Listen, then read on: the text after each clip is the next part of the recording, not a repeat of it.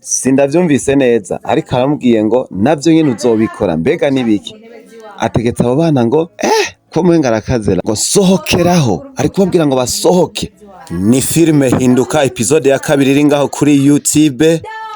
kuri YouTube Azwan TV. Babana barahagurutse ariko bigaragara nkaho umengo ntaco bibatwaye, aragiye kwicara bigaragara ko ashobora kuba ari nka mabuja aho ngaha, ariko hari undi mwana umwe yasigaye yicaye.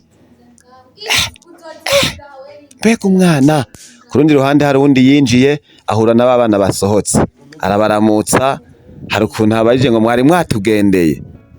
Bigaragara yuko ngaha ashobora kuba ari mu rugo rwiwe. Yes, ni filime Hinduka iriko irakinwa na Azwan Team.